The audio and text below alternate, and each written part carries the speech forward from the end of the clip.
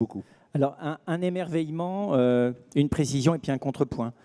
D'abord, l'émerveillement, c'est que c'est extraordinaire le déploiement de l'intelligence dans le monde de l'entreprise en l'espace de 50 ans.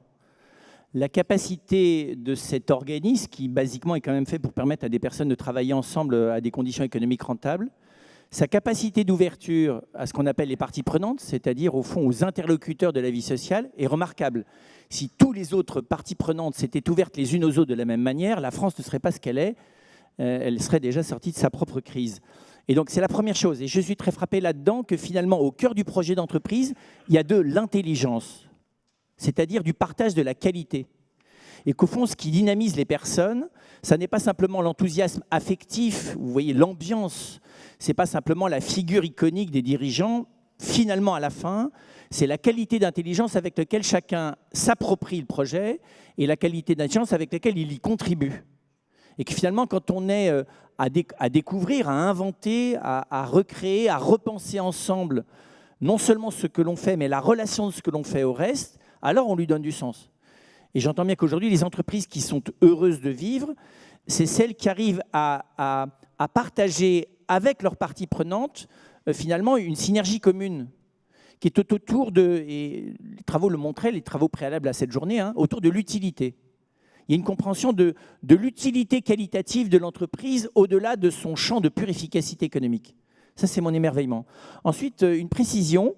Je pense que le mot qui qualifie ce travail dans l'entreprise de synergie interne autour du projet en interne et de synergie avec les parties prenantes, c'est la mutualisation.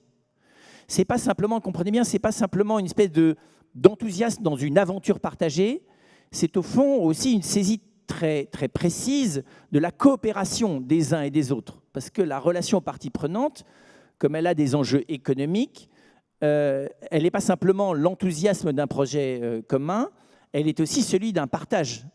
Et donc, préciser quelle est la nature du partage, quel est l'échange, quel est comprenez bien, le contrat d'échange qualitatif sous-jacent entre l'entreprise et chacune de ses parties prenantes. Elle n'est pas les mêmes avec un fournisseur, avec l'environnement large que sont par exemple les familles ou les jeunes générations, ou bien les populations auxquelles la fondation ou les associations, les activités plus RSE de l'entreprise bénéficient.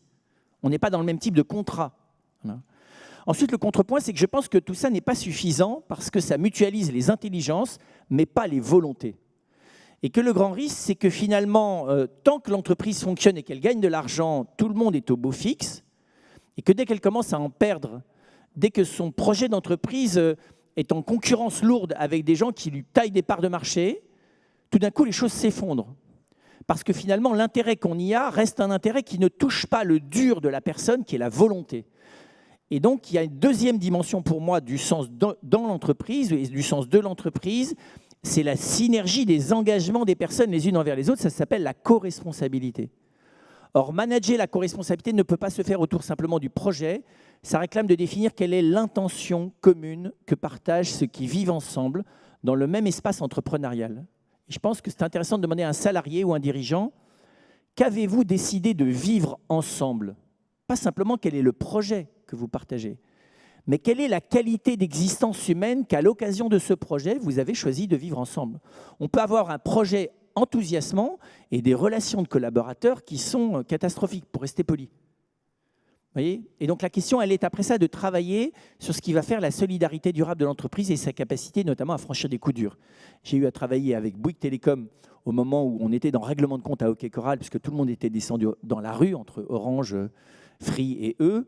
La question était de savoir combien il y aurait de morts à la sortie. Et leur question était pas mal, c'est de dire au fond comment demeure-t-on éthique dans les situations critiques. Je dis oui, c'est pas mal. L'éthique de règlement de compte à Hockey Coral est plus difficile à définir que celle, je ne sais pas trop quoi, des pères de l'Europe quand ils ont rêvé ce qu'elle pourrait être. Voilà. Et donc, l'éthique des temps difficiles est une éthique qui repose sur la capacité à mettre en synergie la co-responsabilité des personnes les unes envers les autres, au-delà des bénéfices qu'elles peuvent soutirer les unes des autres. Merci, frère Ruvidou.